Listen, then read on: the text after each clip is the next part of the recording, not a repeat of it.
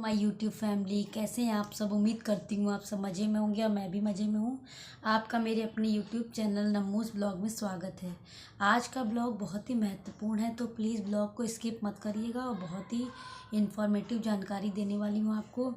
जैसा कि अभी हाल ही फ़िलहाल हमारे बगल में एक लोग रहते थे, उनके साथ बहुत बड़ा साइबर क्राइम हुआ है। और वो ऐसा साइबर क्राइम है कि आपको कुछ समझ में नहीं आएगा कि ऐसा भी हो सकता है कि हमारा ज़माना कहाँ का कहाँ निकल गया। ठगी और इतनी मुफ्तखोरी हमारे देश में हो गई है कि लोग ऐसे ऐसे क्राइम कर रहे हैं कि जिसकी कल्पना करना भी मतलब किसी के बस की बात नहीं है। वास्तविकता से कोई लेना देना नहीं है, लेकिन ऐसा आपको बताने जा रही हूँ जानकारी। तो चलिए ब्लॉग को शुरू करते हैं।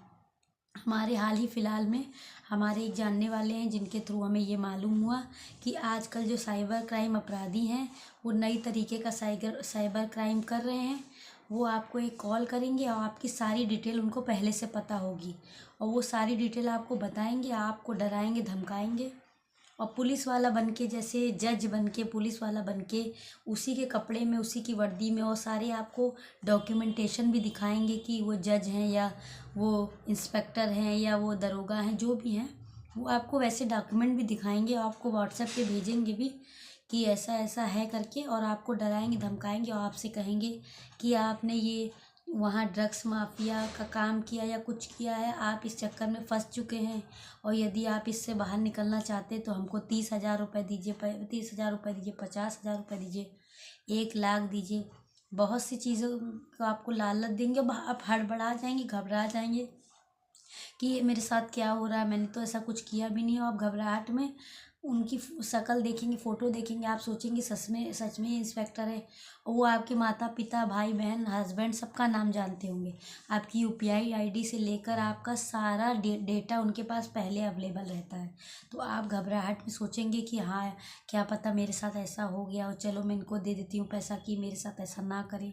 तो घबराइए मत, सावधान हो जाइए। कोई भी आपको पुलिस, जज, कुछ भी अपने आईडी कार्ड दिखा के या कुछ दिखा के व्हाट्सएप पे वीडियो कॉल करके या किसी भी प्रकार से आपको डराए धमकाए, तो आपको डरना नहीं है, क्योंकि जल्दीबाजी में, हड़बड़ाहट से काम नहीं लेना है।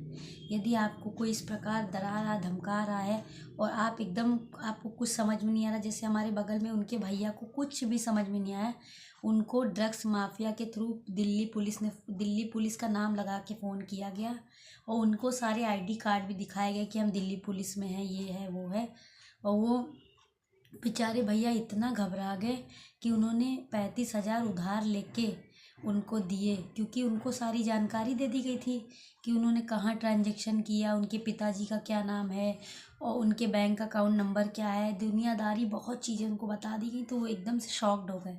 उन्हें लगा कि शायद हम कहीं कुछ गलती हो गई हो या हम कहीं से कुछ परेशान हो गए या किसी ने मुझे फंसा दिया हो, क्योंकि आजकल कई प्रकार के लोगों की आपसी दुश्मनी होती है। तो लोग सोचते क्या पता मुझे फलाने ने फंसा दिया हो। तो उस इंसान ने कहा कि आपका ड्रग्स माफिया में आपका नाम आया है, आपका ये नाम है। उन्होंने बतौर उनका एक आइडेंटिटी कार्ड बना के व्हाट्सएप किया, वीडियो कॉल की। तो उन्होंने कहा यदि तुम फंसना नहीं चाहते हो इन चक्करों में तो तुम हमें 35,000 तुरंत ट्रांसफ़र करो। तो वो बहुत हड़बड़ा गए। उन्होंने सोचा इतनी सारी जानकारी, इसका मतलब ये पुलिस वाला है, इसका मतलब इसका कुछ संबंध है दिल्ली पुलिस से, ये है वो है। उन्होंने अपना आपा खो दिया। उन्होंने इधर उधर से करके उधार लेके उनको 35,000 दे दिया।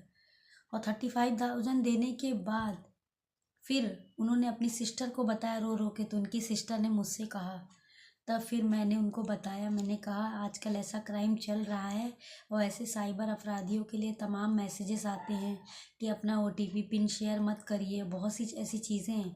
ऐसा मेरे साथ भी कई बार हुआ है कि मुझे कई बुढ़े बाड़ों ने फ़ोन किया है और ये कहा है कि आपके पिताजी का ये नाम है और आपके पिताजी ने इतने पैसे ट्रांसफ़र किए, और वो नकली एसएमएस भी देते हैं कि आपके फ़ोन में इतना क्रेडिट हुआ है, इतना डेबिट हुआ है। लेकिन आपको इन सब बातों में नहीं आना है। यदि इस प्रकार का कोई आपके साथ कहे या आपको वर्दी में फ़ोन करे, या वो जज की वर्दी में, पुलिस की वर्दी में, या कोई कांस्टेबल की वर्दी में, जिस प्रकार भी आपको डराने धमकाने की कोशिश करे, तो आप इन बातों में मत आइए। आप अलर्ट हो जाइए। ये बहुत बड़ा साइबर क्राइम है। इसके थ्रू लोग लाखों रुपए कमा रहे हैं, दसियों सिम बदल रहे हैं। यदि आपको इस प्रकार की कोई फ़ोन कॉल आए तो तुरंत आप उस नंबर को ब्लॉक कर दीजिए या इसको साइबर सिक्योरिटी में इसकी शिकायत करिए। तो मेरा काम था आपको जागरूक करना, क्योंकि बहुत से लोग बेचारे पढ़े लिखे नहीं होते हैं, वो बहुत घबरा जाते हैं। वो सोचते हैं कि कहीं मेरे बेटे की किसी से दुश्मनी नहीं है, मेरा बेटा किसी चक्करों में ना फंस जाए। तो बेचारों के पास पैसा ना होते हुए वो उधार लेके कि मेरा बच्चा इन चक्करों से फंस जाए दे देते हैं। तो ऐसी बातों में आपको, अफवाहों में बिल्कुल नहीं आना है। और इस प्रकार का आपको कोई फ़ोन भी आए तो आप उसको इग्नोर करिए, जस्ट इग्नोर इट, और तुरंत नंबर ब्लॉक कर देना। मेरे पास तो इतनी बार आया है, लेकिन मैं पहले से एक बार मेरे साथ ऐसा हो चुका है कि मैं रेजोर पे के थ्रू 1500 मैं दे चुकी हूँ। तो उस दिन से मैं अलर्ट हो गई हूँ और मैं अनवांटेड कॉल्स मैसेज जो आता है ट्रू कॉलर पे चेक कर लेती हूँ। और यदि उसमें फ्रॉड लिख के आता है तो मैं कॉल बिल्कुल पिक नहीं करती हूँ। और यदि पिक करती हूँ तो फिर मैं अपने सलीके से बात करती हूँ और उनको उनके अंदाज में जवाब देती हूँ। तो आपको भी ऐसा करना है। यदि आपको कोई, क्योंकि आजकल ऐसा होता है हम लोग कई जगह ट्रांजेक्शन करते हैं यूपीआई आईडी के थ्रू, तो हमारा जो डेटा है वो उधर चला जाता है। तो जो माफिया होते हैं, जो साइबर क्राइम वाले होते हैं, वो डेटा इकट्ठा कर लेते हैं इधर उधर से। तो आपको ऐसी गलतफहमी होती है कि क्या पता ये पुलिस वाले हो, इनको सारी जानकारी हो। तो ऐसा बिल्कुल भी नहीं है।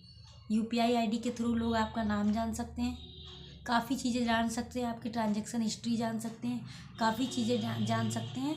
तो इन चीज़ों से आपको घबराना नहीं है। यदि आपको इस प्रकार की कोई भी कॉल आए या व्हाट्सएप आए तो आप घबराइए नहीं, उन नंबरों को ब्लॉक कर दिए या उनकी शिकायत साइबर क्राइम में करिए। तो आज की जानकारी आपको कैसी लगी, आप मुझे ज़रूर बताइएगा और कमेंट में मुझसे पूछिएगा जो आपको पूछना है। तो आज का ब्लॉग यहीं पे एंड करते हैं। तब तक के लिए नमस्कार, मिलेंगे अगले ब्लॉग में।